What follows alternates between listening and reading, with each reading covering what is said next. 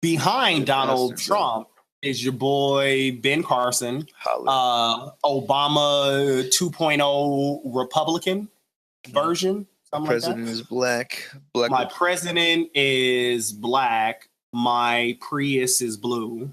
And Ben Carson doesn't believe in the Big Bang Theory. How about you? Ben Carson, a conversation, a topic that he had from 2012 recently came up, and Ben Carson compared the Big Bang Theory to fairy tales, and he also blamed Satan for the Big Bang Theory. He said that Satan did that. Yeah. Well, supposedly Satan and God were lovers. Wasn't that one of the fucking things? Now that is was it? Or the yin and the yang? Isn't that how shit kind of happened? I mean, when you're in unison, you're not against each other, but when you break the shards of peace, it's what becomes the dividing line. Yeah. And didn't we learn from like 70 songs or 60 songs that there's a thin line between love and hate? Oh no, I thought that was a Martin movie. No. Here we go. I found the video. I just want to play a little bit of this real quick. You need a website? Do it yourself. Create your motherfucker. Fuck yo. You gonna hit me with these ads. You gonna look all jittery. You gonna fuck with me. I don't like that. And you looking at me. That's interesting. Normally, I actually keep stunning website. We gonna ignore me. Oh no, my Like technical difficulties. Thank you, Google, for being a motherfucker. Why can I train a thought and not allowing us to progress in the way that segues were intended to? I know, goddamn, yo, and it's funny because I talk all this shit about YouTube ads, but I do those shits on YouTube because we got to figure out a way to pay for this shit. Now, like, subscribe, and favorite, and just give us monies. Jesus Christ, just give us donate button, help a nigga out, yo. Now, shouts out to Young Turks. I'm pretty sure everybody's tired of hearing me talk about the Young Turks, but they are my main source of news. And they recently talked about Ben Carson and his. Get us on the show. Yo, y'all need I'm black, he's Mexican, brilliant, idiot, fucking spinoff. Like, holla at us. We do this. Aside from his interesting views on Muslim candidates running for the presidency, Ben Carson has largely been successful over the past, especially the past few months, but even the past few years, in gathering together and putting together this image of him being a very likable, very reasonable person, not necessarily driven by any sort of extreme philosophy. That sort of image is not going to bear up to the scrutiny that you will have after you watch this speech he gave back in 2012 where he talks about the Big Bang Theory. Now, what about the Big Bang Theory? I find the Big Bang really quite fascinating. I mean, here you have all these highfalutin scientists, and they're saying that... You lost me at that big vocabulary word. Explosion, and everything came into perfect order. Now, these are the same scientists who go around touting the second law of thermodynamics, which is entropy, which says that things move toward a state of disorganization. So now you're going to have this big explosion and everything becomes perfectly organized. And when you ask them about it, they say, well, we can explain this based on probability theory, because if there's enough big explosions over a long enough period of time, over billions and billions of years, one of them will be the perfect explosion. And I say, so what you're telling me is if I blow a hurricane through a junkyard enough times, over billions and billions of years, eventually after one of those hurricanes, there'll be a 747 fully loaded and ready to fly. Well, but I mean, it's even more ridiculous than that, because our solar system, not to mention the universe outside of that, is extraordinarily well organized to the point where we can predict 70 years away when a comet is coming. Now, that type of organization to just come out of an explosion, I mean, you want to talk about fairy tales. That is amazing. That was amazing. Now, so your boy Ben Carson, I will say that it's not too like I rock with a lot of what he was saying. A lot of what he was saying does make sense. Like if the whole theory is that as things expand, they get disordered, like how are we moving out into a perfect state, so on and so forth. But the other thing that I would like to point out is the universe is far from perfect. It's chaotic. It's deemed perfect to us Earthlings because we haven't had that, or let me not say because we've had a lot of mass extinctions, but we still exist. So we're like, oh, the universe is perfect because look, we still exist. But look out into space. There's huge rocks hitting all kinds of shit, and there's all kinds of shit exploding. There's insanity out there. So it's not fucking peaceful out there. It is disorder. Now, one thing that is peaceful, if you will, is our orbit around like the sun and shit like that. But even like the other thing I like to compare it to, and it's the reason why I view the world and history and different things the way I do, is have you ever heard of like I don't know what the official name of it is, but it's the like the plight of the fruit fly. Have you ever heard of it? No. So a fruit fly only lives, or its entire life cycle is like 24 hours. So it's born, and within 24 hours, its entire life has passed.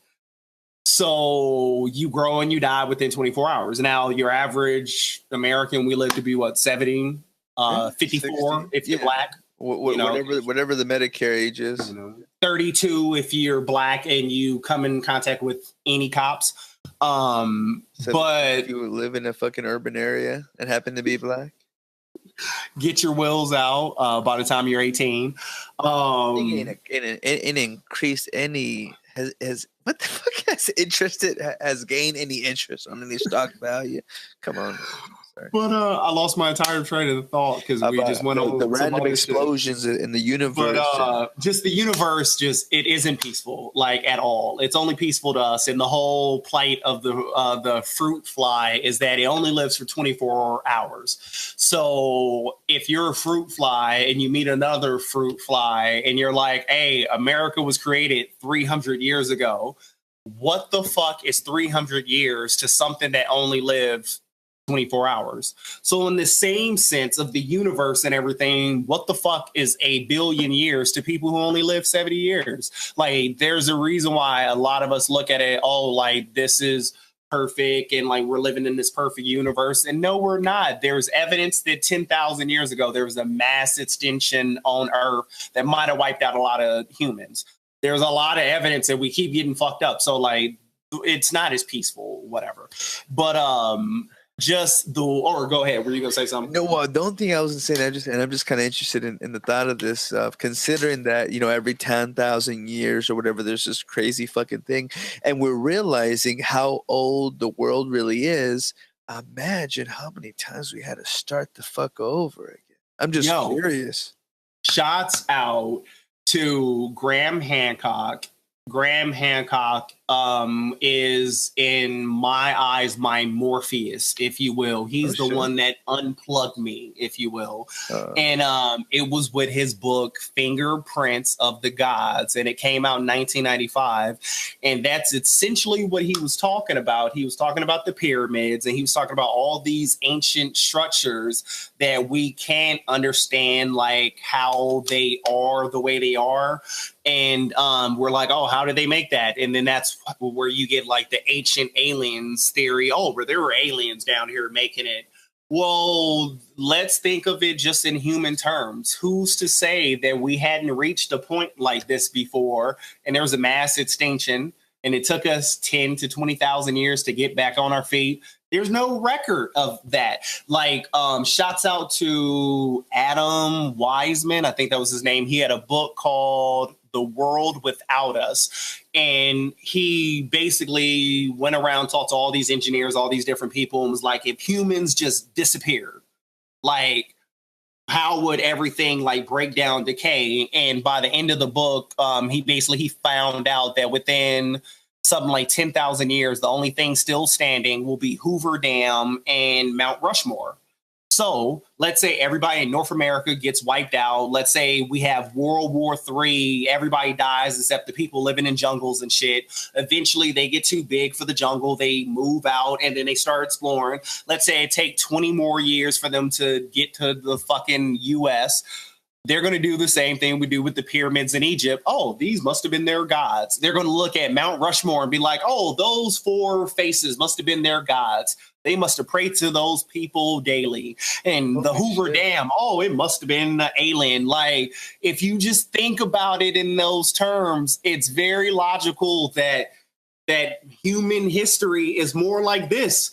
Like, we get to a point and shit fucks up, and then we come back, and then we like just so I don't know. So that's my whole take on like. So what does look this up all Graham matter, Hancock, my nigga? All this matters that Ben Carson lost my goddamn vote. If this nigga think that Satan did some of this with the Big Bang, because actually, and I mean, all right. Do you understand why he's saying that? Because he's too damn religious. Well, You could believe in God, but you can't be that religious. It's all right. too religious. How That's just so? like the people who say, I love the Christians who believe that the world is 10,000 years old and that the dinosaurs didn't exist. Satan put those bones there to trick you. Nigga, please. Come on. All right. All I gotta say is, because let's imagine that even amongst this chaos and this crazy fucking world, that whoever the base God actually is, wherever the fuck it stems from, wherever it even came to be, the Big Bang, though, of that nature is contributing to that saying of the greatest trick the devil ever pulled was to, make you think he doesn't exist. That's Remember that one of my fucking favorite quotes. Ooh, I love that. Oh, I use that a lot. You mocking me, nigga? Don't you lie? No, I'm dead serious. That is one of my favorite. That's up there with "Know Thyself." Oh yes. That is up there. That's okay, one that's of my real talk favorite then. quotes, because you could use that with politicians. You could use that with fucking punk ass bosses. You could use that in so many scenarios. I love that saying. But no, go ahead. Mike. Yes. Amongst that very thing is what made me think that by saying that this big, because think about it, what people insinuate from the knowing or the cause of the Big Bang is that there is no greater thing above us. Is that not the biggest basis and what that signifies and what Darwin believes? I mean, yeah, evolution is evolution, and no doubt we evolve and fucking make strides with the times and make do. But to fucking say that shit, there wasn't something greater, that's the biggest debate. And my thing that I debate with, because I don't know, I'm a weird hybrid of a person, if you will, because I say a lot, I'm not religious, but I hate the whole I'm not religious, but I'm spiritual. I don't follow any organized religion. And if I had to say that any background story of any organized religion made the most sense to me, it's Gnostic Christianity. I'm big on that. Talk about Gnosticism a lot. I got to finish reading the Bible. It's over here on my table. The thing that I'll always bring up in like these debates, like when it's like, oh, it's God, no, it's the Big Bang. And actually, on my Facebook earlier, I had posted this video. I had put, well, I see who I'm not voting for. And a friend of mine posted that Satan demonically inspired the thought process behind the Big Bang Theory. So I responded, I see who you're voting for.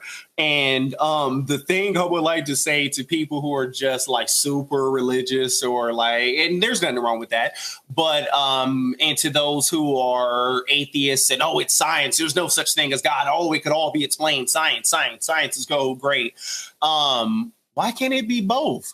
Why could it not be that there's some higher intelligence that did something and maybe the Big Bang is us seeing what it did?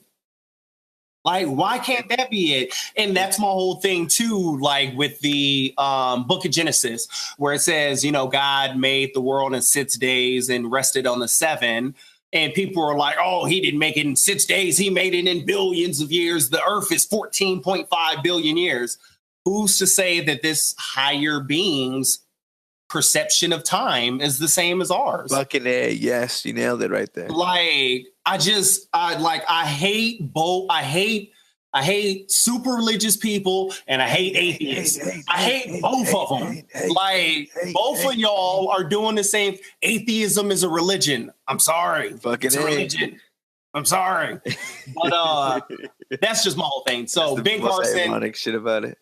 Ben Carson, I ain't voting for your ass because you think Satan put together the Big Bang Theory. If you are a Christian and you believe in, he is a Christian. That's his big thing because he is like uber religious. He didn't say it in this video, but that's his whole thing. He's a religious, God-fearing man.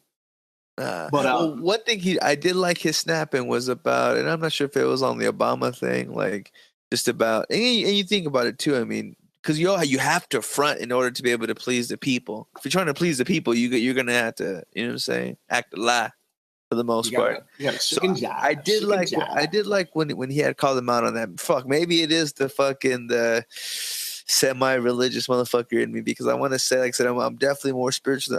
The way I see shit is just for you to have a common knowledge of what all the religions, that shouldn't make you religious. That should make you knowledgeable. Bang. And that's the reason why I rock with Gnosticism. And that's where the know thyself comes from, because my belief is God is within you. And so to become one with God, you got to find peace within yourself. And once you know yourself, you know God. And it's not because you're God and you're higher than God. No, God lives within you. He ain't nowhere else. He ain't in a church. He ain't in a book. A lot of people hate hearing that, but he's in you. That's it. It would make my backpack so much less heavy. I'm telling you, I got a big ass study Bible that I carry with me every day to remind me. It's like my yarmulke of sorts. I'm just saying, leave all that regret behind you and jerk off daily, and do not feel stressed about that. God's not looking over your shoulder. Why did God give us 2 hands for if he didn't want us to jerk off and do a slow stroke? And as soon as one arm gets tired, you jump onto the next one. Like, God put this here for me and you. For me and you.